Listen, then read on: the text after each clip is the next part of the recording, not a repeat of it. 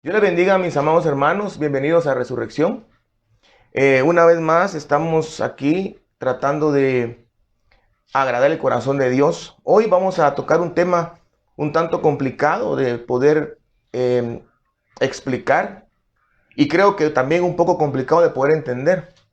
La razón por la cual yo quiero hablar un poco de lo que son los sepulcros es porque no solamente yo estuve en un sepulcro, sino que he visto pues en la Biblia diversidad de personas que del sepulcro salieron. Es decir, que el sepulcro es como el preámbulo de la resurrección. Jesucristo lo dice Lucas, capítulo 24 me parece, dice Lucas que del sepulcro salió Jesucristo.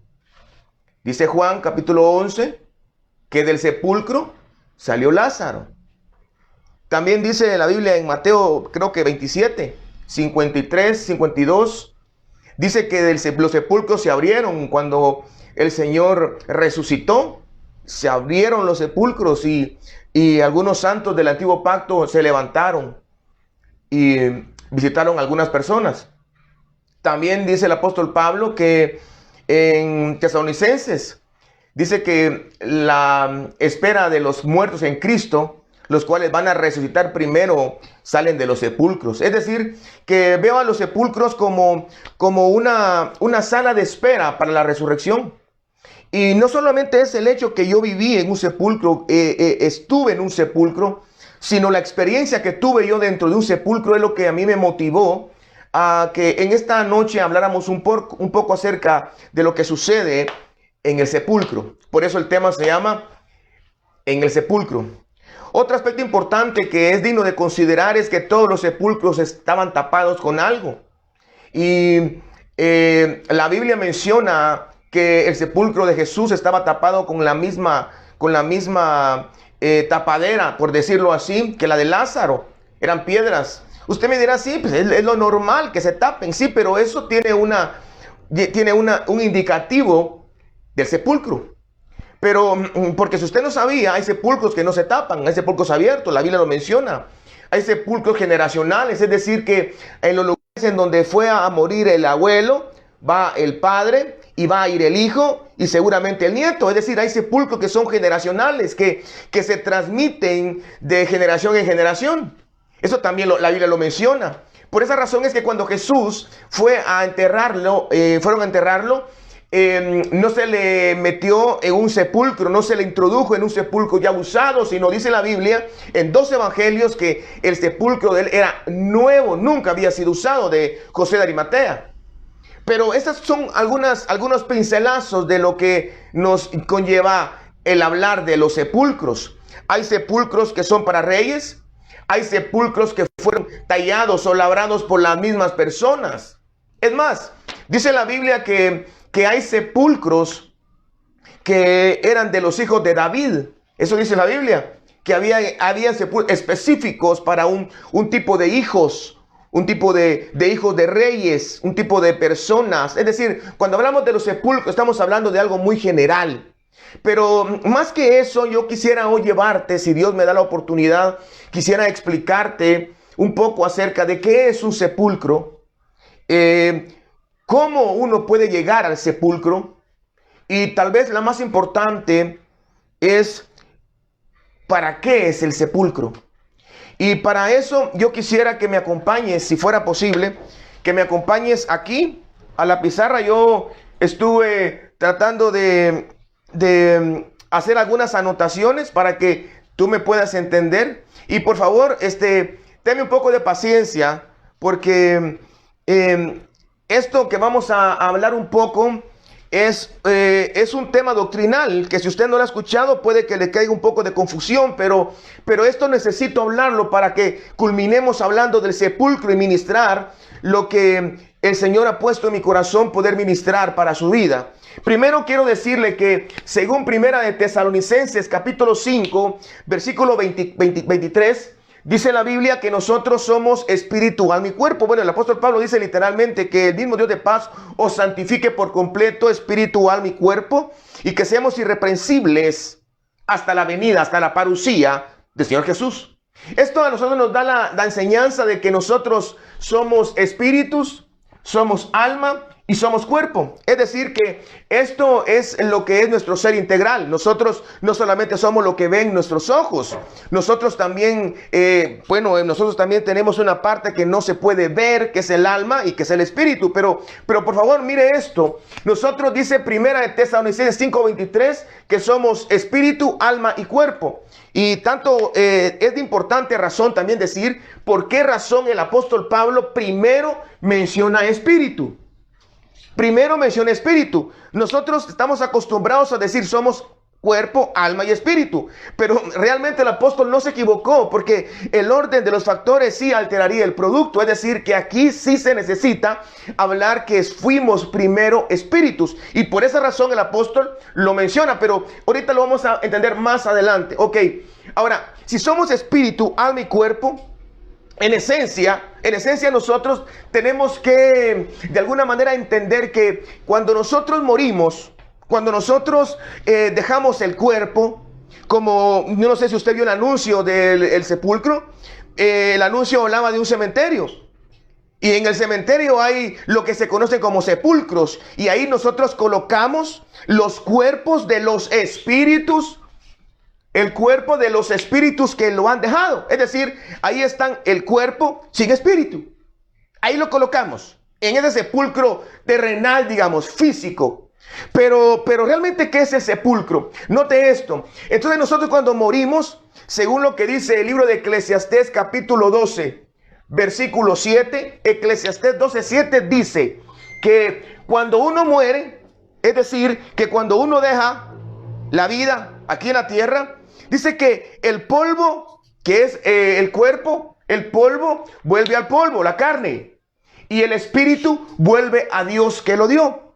Ahora, quiere decir con esto, pues, voy a rescatar y voy a ir en orden, porque cuando la Biblia dice que el espíritu vuelve a Dios que lo dio, yo le quiero explicar a qué se refiere con que vuelve a Dios. Pero antes de eso quiero decirle que lo que Eclesiastés capítulo 12, versículo 7 nos está diciendo es de que nos desintegramos. Es decir, que el alma se separa del cuerpo y el espíritu del cuerpo. Lo abandonan, lo dejan. Ahora, ¿a dónde van? Ahora, mire esto, pues, ya sea que nosotros durmamos como los cristianos o los que mueren, los que no son cristianos. O sea, estoy hablando del momento en donde una persona fallece. Los muertos, los que no conocen a Cristo, ellos mueren. Nosotros dormimos. Tanto los que mueren como los que duermen se desintegran y cada parte es llevada a un lugar. Oiga, cada parte es llevada a un lugar. El cuerpo, el polvo, Eclesiastés lo dice, se queda allí. Pero ¿qué pasa con el espíritu y qué pasa con el alma? Porque recuerden que estamos hablando del sepulcro. Y hoy quiero que estudiemos un poquito acerca de esto, porque si no hablo esto, va a ser un poco difícil que me pueda entender lo que le quiero dar como una enseñanza a su vida. Los muertos y los que duermen se desintegran, es decir, el espíritu deja el cuerpo, el alma abandona el cuerpo y esperan, oiga, esperan en ese lugar el juicio. El bimá de Cristo. Estamos hablando de Tesalonicenses, capítulo 4, versículos 16 y 17. El bimá de Cristo para los que duermen, a los cristianos. Estamos hablando de alguien que muere. Y a los que no conocen a Cristo, los que están muertos, esperan también que se vuelva a integrar. Cuando mueren, se desintegran y cada parte va a un lugar. Para cuando ven el juicio, otra vez se vuelve a integrar para presentarse y dar cuenta de sus hechos. Ahora, ¿a dónde van? Eso es lo que quiero hablar. Ok, los muertos se van a un juicio llamado el trono blanco y los que duermen, los cristianos, vamos a un juicio que se llama bimá de Cristo. Desintegrados. Ahora, hay un lugar, esto prácticamente es una enseñanza apostólica que se llama los lugares intermedios. Pero ¿qué pasa con el cuerpo? Miren, hay dos lugares intermedios para el cuerpo, así como para mí.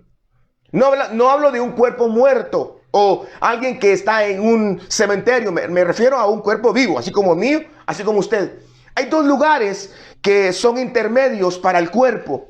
Mientras que, asumiendo que no nos alcanza la muerte, hay lugares intermedios. El primero es la tierra de los muertos, que se le conoce, y este es el mundo. Efesios capítulo 2, versículo 1 y 2, habla que nosotros estábamos muertos en nuestros delitos y pecados, siguiendo la corriente de este mundo, siguiendo la influencia de este mundo.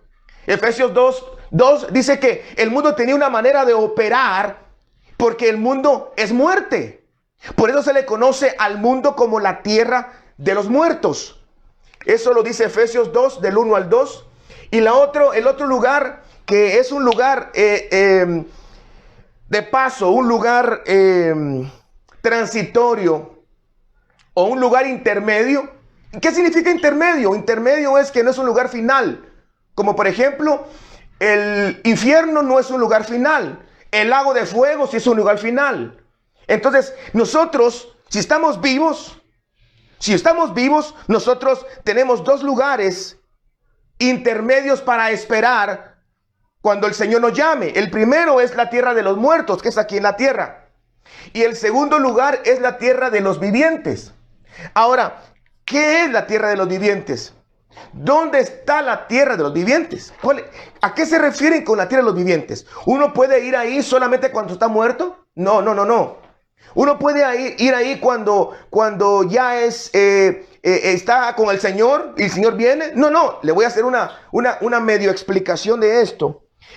Dice la Biblia que en el libro de Génesis, capítulo número 3, 16, dice la Biblia que Adán y Eva habían pecado con Dios. Eso lo dice en Génesis capítulo 3. Pero dice en el versículo 16 que cuando Dios le da como la maldición a la mujer, le dice: de ahora en adelante vas a dar a luz con dolor. Tus preñeces serán de sufrimiento. Ahora, lo interesante de esto es de que en el capítulo número 3, versículo 20, más adelante, 4 versículos siguientes, cuando ya Adán se topa con Eva, después de que comieron el fruto y el Señor empezó a maldecir la tierra, al hombre y todo, cuando el hombre se topa con la mujer, ¿sabe qué le dice Adán a Eva? Le dice: tú serás llamada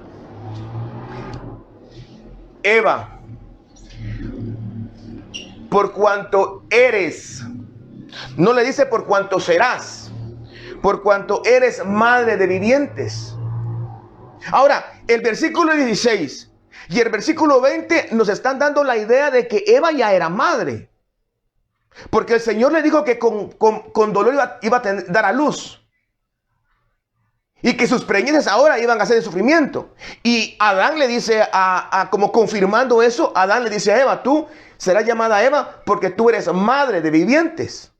Pero hay un problema, porque estamos en Génesis 3:20. Y en Génesis 4 es cuando tiene a Caín y Abel. Entonces quiere decir que Adán y Eva tuvieron hijos antes de Caín y Abel. Y a estos hijos se les conoce como los hijos de luz o los vivientes.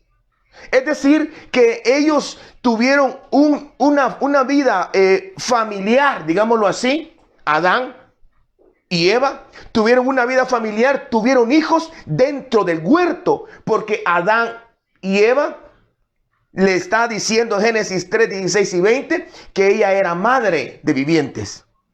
Y ya en el capítulo número 4, ellos ya no están dentro del huerto, están fuera del huerto. Entonces quiere decir que estos seres que tuvieron como hijos dentro del huerto, ¿dónde están? Porque nosotros conocemos solo a Caín y Abel. Pero ¿en dónde están los hijos que tuvo Adán y Eva dentro del huerto? Es decir, mire, pues cuando le digo dentro del huerto, le estoy diciendo que tuvieron sin pecado. Ellos tuvieron hijos sin haber pecado. Caín y Abel fueron hijos de ellos cuando ya habían pecado. O sea, la dimensión a la que le estoy diciendo es diferente. Entonces, estos son seres de luz. Los de Génesis capítulo 3, versículo 16 y 20. Eran vivientes los dejaron en un lugar porque no tenían, ¿cómo le puedo explicar? Usted se recuerda que cuando Dios hizo al huerto, lo apartó del mundo. Y le dijo a Adán, yo quiero que tú cuides el huerto. ¿Pero de qué debía de cuidarlo? De que afuera del huerto estaban la familia de la esposa de Caín, pues. Habían otros afuera del huerto que él debía de cuidar que no entraran. Entonces cuando fueron sacados Adán y Eva del huerto, los hijos, los vivientes, tuvieron que ser llevados a un lugar especial porque ellos no conocen pecado. Ellos tienen otra diferente estructura, y no solamente estructura moral, sino que estamos hablando de una estructura tal vez hasta física.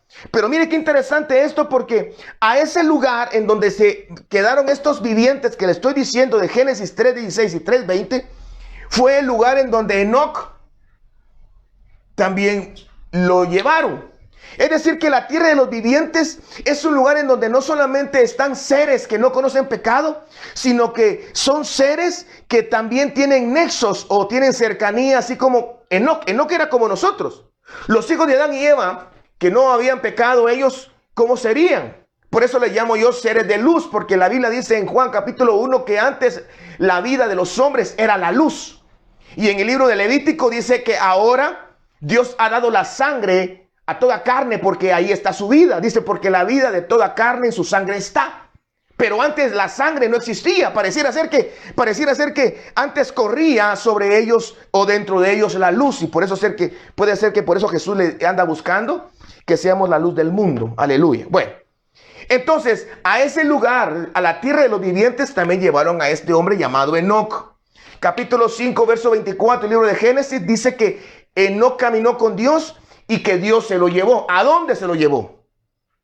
¿A dónde se lo pudo haber llevado? En Segundo de Reyes, capítulo 2, versículo 11, dice que también se llevaron a Elías. Segundo de Reyes 2:11, dice que Elías fue arrebatado también. Se lo llevaron a la tierra de los vivientes. Ahora, quisiera que me dé un poquito de tiempo para explicarle este último, que le puse un asterisco. Porque en el libro de Juan, capítulo 17, versículo 11, si usted lo lee, Jesús está previo a ser entregado. En Juan capítulo 17, Jesús está orando por los que tiene, orando por él, y está pronto en ser entregado y ser muerto. Pero lo interesante es que en el versículo 11 empieza el versículo 11 diciendo, yo ya no estoy en el mundo. Ellos están en el mundo. Entonces yo me pongo a pensar, ¿cómo no estar en el mundo si ahí estaba? Es más, y yo voy al Padre. Dice, yo ya no estoy en el mundo. Ellos están en el mundo. Por cuanto yo voy a ti, Padre, dice. Es decir, que de alguna manera Jesús, antes de ser entregado, antes de morir, él accesó a la tierra de los vivientes. La tierra de los vivientes es un lugar que puede ser presencial y puede ser dimensional. Es decir, que usted puede estar aquí. Por eso le puse un asterisco. Porque Jesús estaba aquí, pero en la tierra de los vivientes. Y por esa razón Pablo en primera de Tesalonicenses 4:17 dice, y los que estemos vivos, dice, pero el griego dice, pero los vivientes que quedemos, dice. O sea, Pablo está diciendo que él sabe y enseña a la iglesia apostólicamente que hay vivientes aquí. Y que ellos no se mezclan acá, no, que viven en una esfera diferente a la nuestra. Un viviente es totalmente diferente.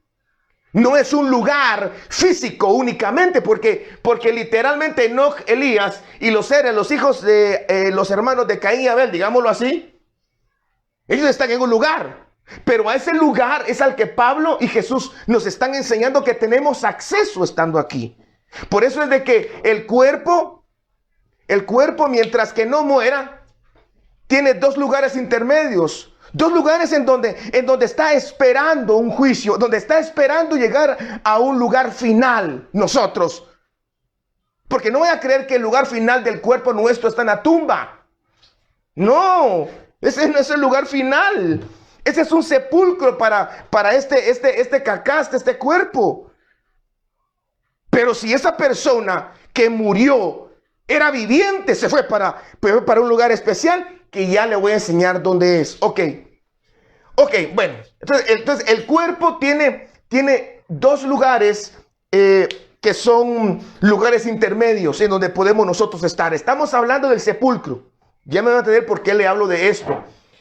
Número 2, el alma.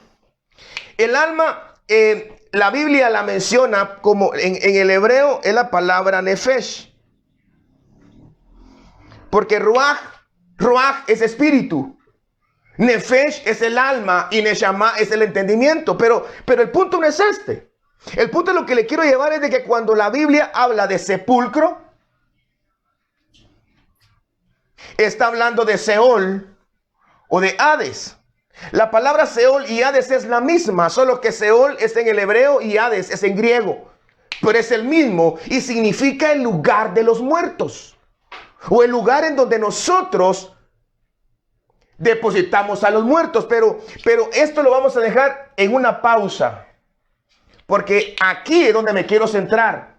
Pero para centrarme aquí, yo le quiero explicar qué pasa con el espíritu.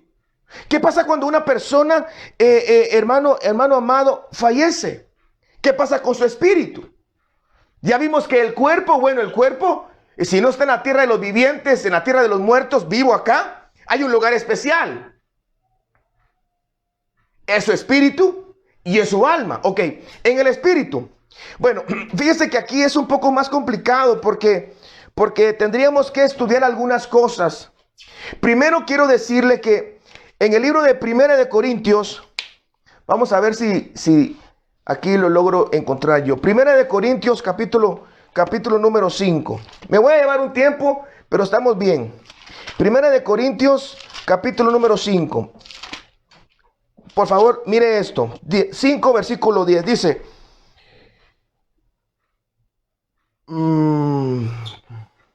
Segunda de Corintios. Perdone.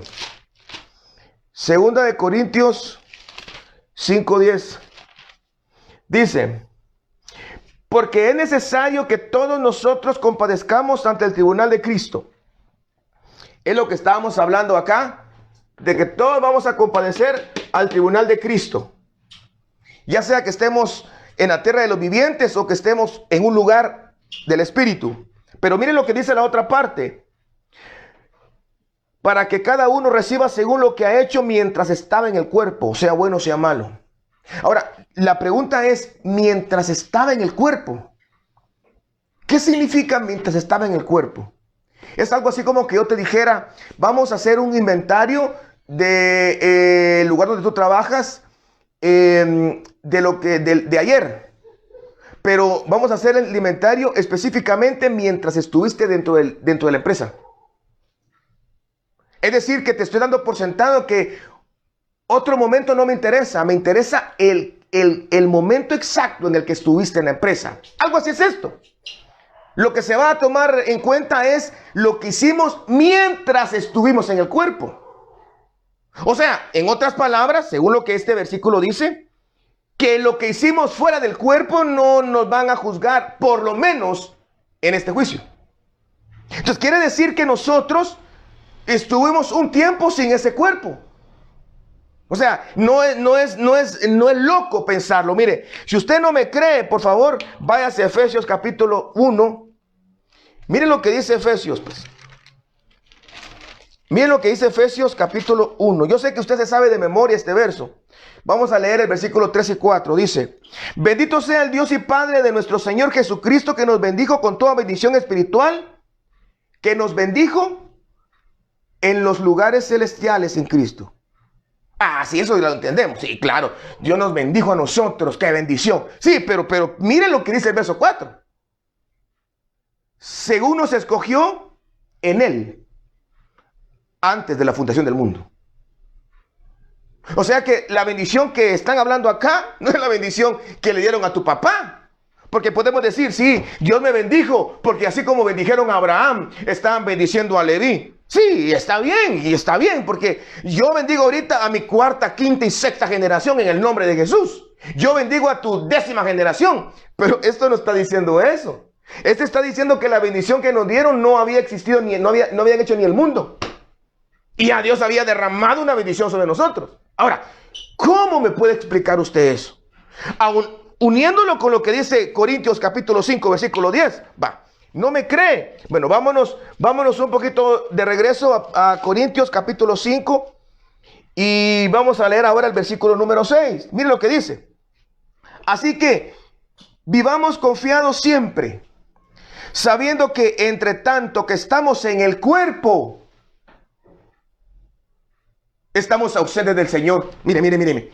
Por favor, ponga atención en esto. Dice, sabiendo que entre tanto estamos en el cuerpo, estamos ausentes del Señor. ¿Puede creer? ¿Usted entiende lo que dice aquí? Porque mire, hermano, digámoslo así, un niño que está en el vientre,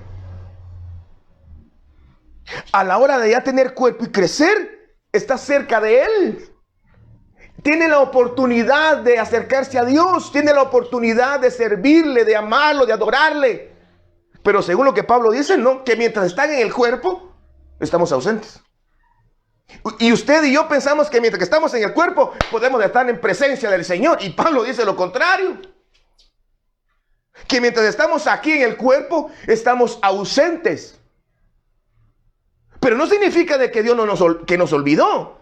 Significa de que antes que nosotros estuviésemos en el cuerpo, estábamos presentes en Él. Interesante. Y si aún no me cree, vámonos un poco más para adentro. Job capítulo 10, versículo 11.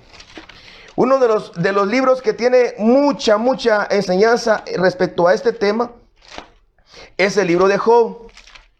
Y por favor no se aburra y téngame paciencia.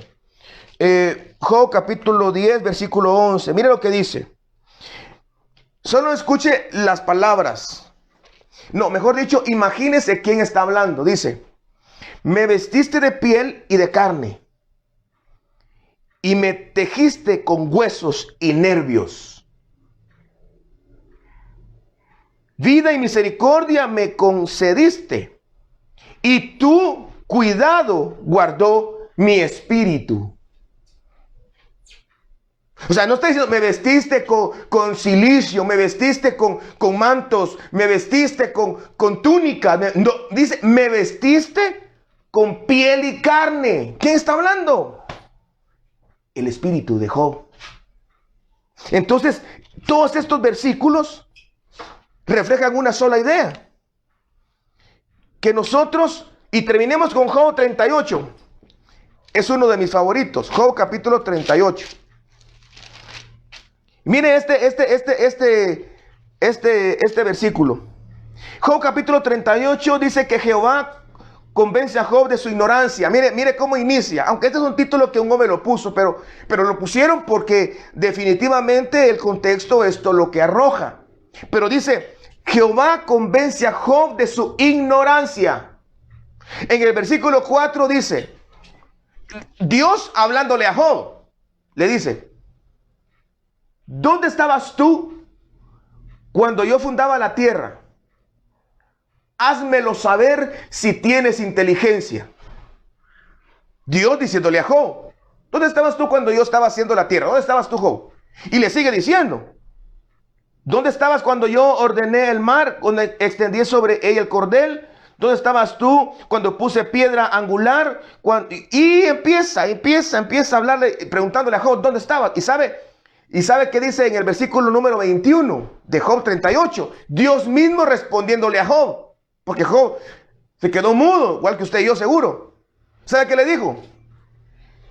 Tú lo sabes, le dice. Pues entonces ya habías nacido. Es grande el número de tus días. ¿Cómo es eso que cuando estaban haciendo la tierra, Job ya estaba? Y es más, y le dice, ¿dónde estabas tú cuando estabas haciendo todo esto? Y Job no respondió y Dios le dijo, tú lo sabes. Tú ya estabas. Tus días son bien largos, le dice. Entonces, ¿qué es lo que nosotros podemos rescatar de esto? Que el espíritu nuestro va a un lugar intermedio. Nosotros primero nosotros antes de tener este cuerpo no teníamos cuerpo, estábamos solamente como espíritus. Pero note esto, por favor. ¿En dónde estábamos? Porque ya vimos que aquí que hay evidencia de que nosotros, esto se llama la preexistencia. Este es el tema que se llama la preexistencia. Ya habíamos nosotros estado, ya existíamos como espíritus. Pero ¿en dónde estábamos? Al mismo lugar en donde vamos de vuelta, como un lugar intermedio. Mire, en el libro de Apocalipsis, capítulo 21, versículo 10, el apóstol Juan vio a una entidad, a una potestad, a un lugar, no sé cómo decirlo, una dimensión que se le conoce en la Biblia como la Jerusalén celestial.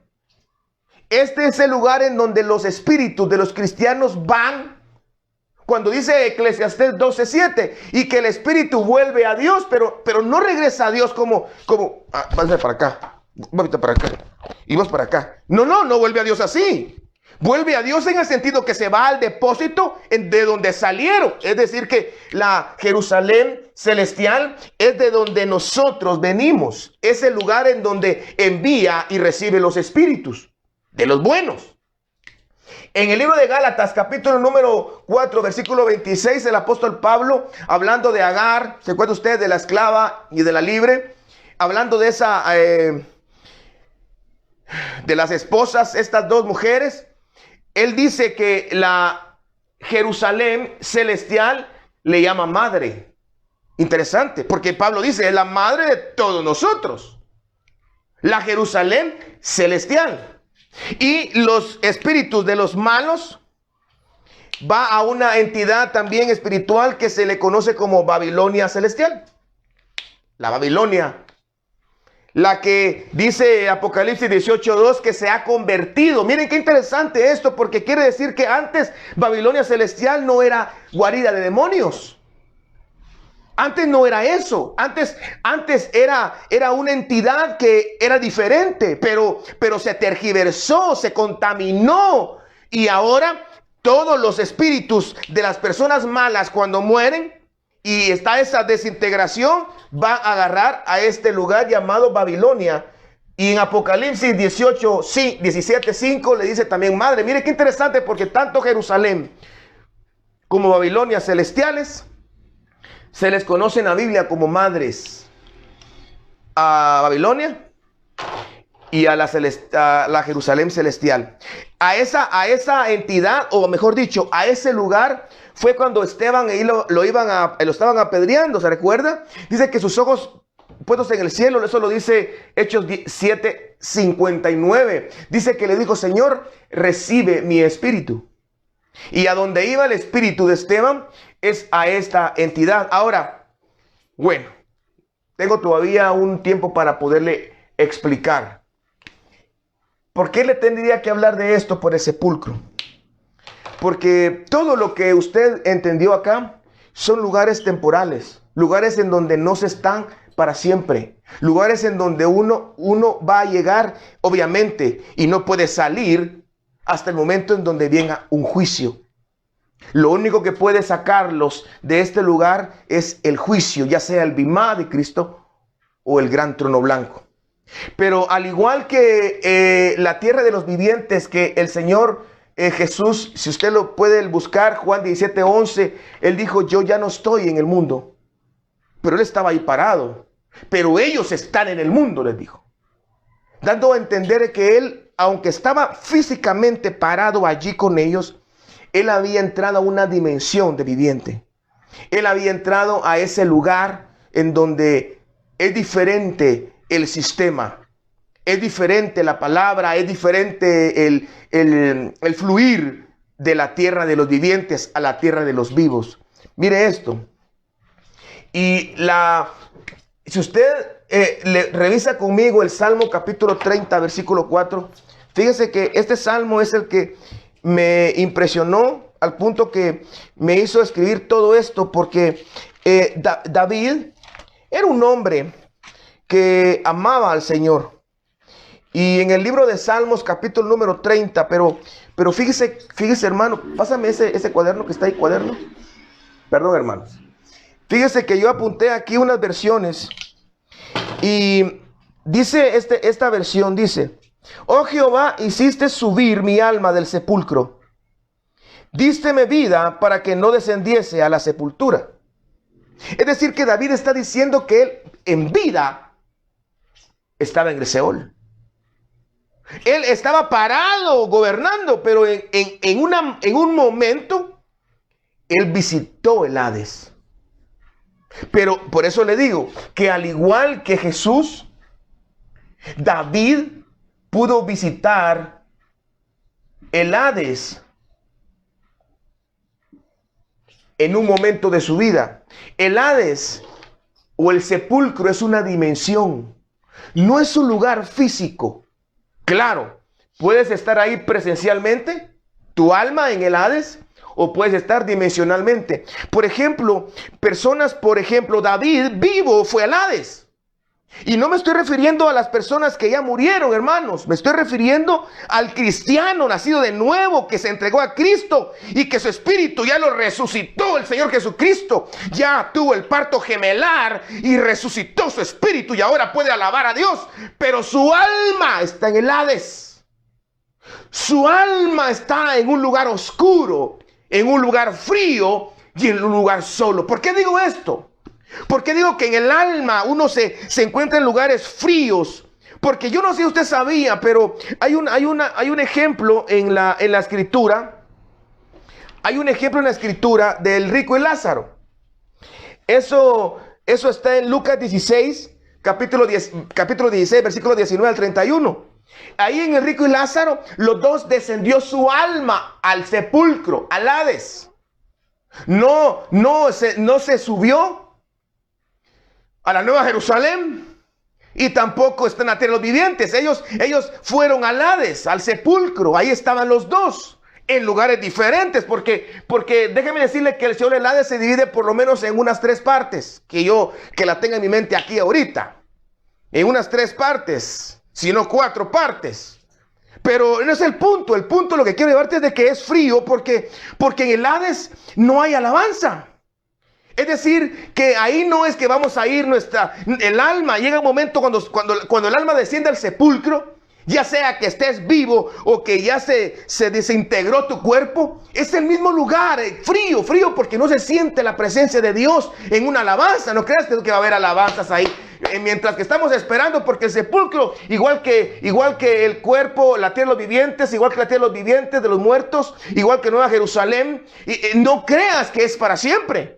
Estos lugares son temporales, son lugares de paso, como cuando uno está en una parada de un bus, que estás en una parada de un bus y tú no te pones a pensar en un viaje. Bueno, ay Dios, qué bueno que tengo 4 teléfonos celulares en la casa, mi refri está llena, qué bueno que tengo 4 plasmas y tengo una cama king. No, eso no te sirve. A ti lo que te sirve en ese momento es lo que tienes en la billetera, es tu pasaporte, es que puedes viajar. Lo que tienes es lo que te interesa. Algo así fue lo que le pasó al rico y a Lázaro. El rico, aunque era consciente de lo que había arriba, él estaba más consciente de lo que había perdido, lo que ahora tenía. Había dolor, había sequedad. Ahora, Padre Abraham, haz que el dedo me tire un poco de agua, una gota. Es decir, estaba consciente su alma. Cuando uno está en el sepulcro, está en el Hades, cuando su alma está así, está seca. No hay, por eso le digo yo, que el sepulcro es un lugar que no hay alabanza, no hay culto. Mire lo que dice el Salmo 115, verso 17. Dice: oh Señor, no te alabarán los muertos, ni cuantos desciendan al sepulcro. Nosotros sí, los que estamos vivos.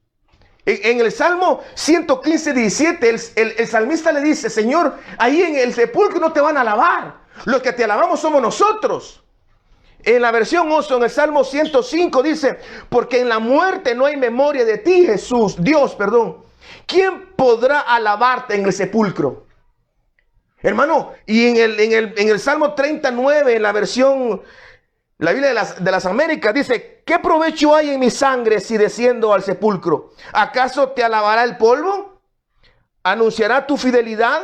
Es decir, que el sepulcro, el alma, porque lo que se va al sepulcro, que es el Seol del Hades, es el alma.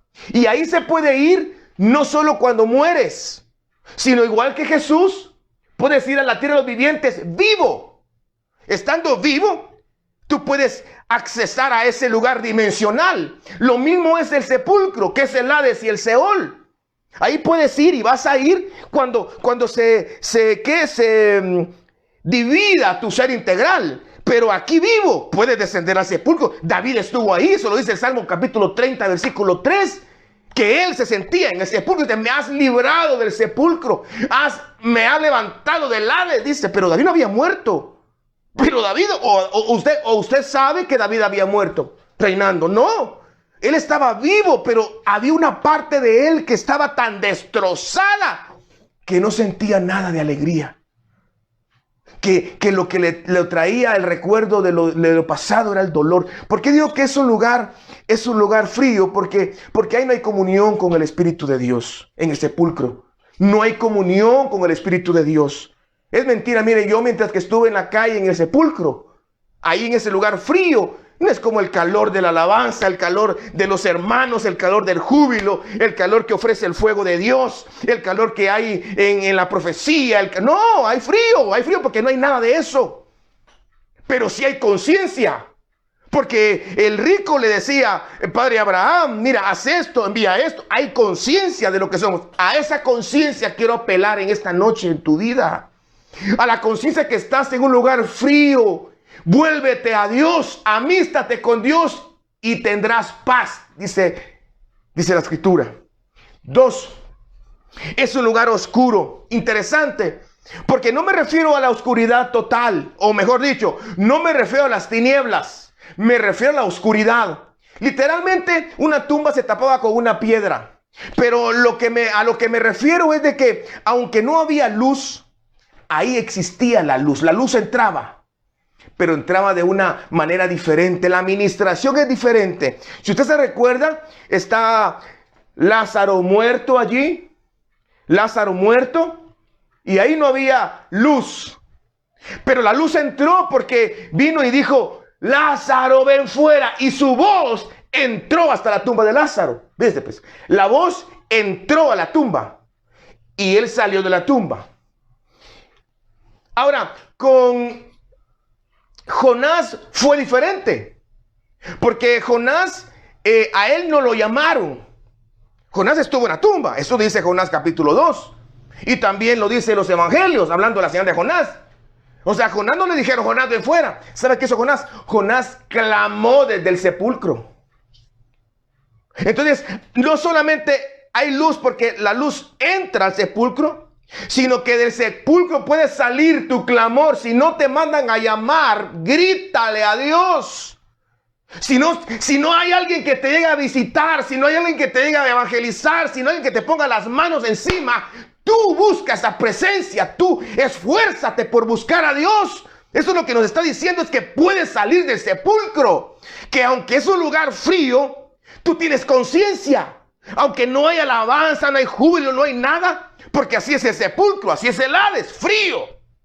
Tú tienes la conciencia de recordar lo que viviste antes. Un hermano muy lindo que se llama Jaime Donis me dijo a mí en una ocasión, recuérdate de las glorias pasadas, me decía. Recuérdate de las glorias pasadas. Eso es la conciencia que se necesita y la cual estoy apelando en esta noche para tu vida. Recuerda lo que Dios te dio. Recuerda la paz que tenías. Recuerda la fuerza que tenías, cómo Dios te usaba. Recuerda la abnegación y el desempeño tuyo en la obra. Vamos, levántate, sal del sepulcro. Y si no hay alguien que te grite como a Lázaro, que el lujo sería, que te fueran a decir, vamos a llevarte. Yo viví esas dos cosas, pero yo experimenté la última. Solito yo clamé. Y como dijo el salmista, capítulo 30, versículo 3 del libro de Salmos. A ti claméis y me levantaste del sepulcro. Es decir, que van a haber ocasiones en el sepulcro que no te van a decir como a Lázaro. No va a haber nadie que quite la piedra. Pero tu clamor desde allí adentro de la tierra, tu alma desde allí adentro te va a escupir la situación. El gran pez es una situación, es la situación lo que te ha hundido y te tragó. Eso te va a vomitar. Sean drogas, sean adulterio, sea fornicación, sea robo, sea mentira, menosprecio, heridas del alma, tu pasado, eso te va a arrojar por cuanto tú clames al Señor. Y número tres, es un lugar solo. Wow. ¿Qué sería tan lindo que pudiéramos nosotros tener en esos momentos una persona que se acerque a nosotros y nos diga: yo estoy contigo, yo voy a pasar tu dolor, yo voy a estar contigo en este momento duro? Pero generalmente no es así. Generalmente nosotros estamos solos. Y si tú estás solo en este momento, déjame decirte que seguramente estás en el sepulcro. Seguramente estás en el sepulcro y te tenía que explicar que tú puedes estar en la tierra de los vivientes, aquí y ahora. Pero también puedes estar en el sepulcro, aquí y ahora. Porque David era un hijo de Dios. Era un rey. Servía. No estoy hablando de los que están muertos en Cristo, no estoy hablando de los que están en el mundo. Estoy hablando de David, aparte de Cristo, el mejor rey que ha tenido Israel. Obviamente Jesucristo nadie lo compara porque nadie le iguala. Pero ¿qué pasa? ¿Te sientes sola? ¿Te sientes solo? Ese es el sepulcro. ¡Ja! Te doy la bienvenida porque es un lugar frío, oscuro y solo. Frío, oscuro y solo. Pero ¿sabes? Allí surge la resurrección. Que Dios te bendiga rica y abundantemente. Dejámoslo aquí. Te espero el próximo sábado a las 19 horas. Y que la paz del Señor gobierne tu vida. Bendiciones a tu vida. Gracias.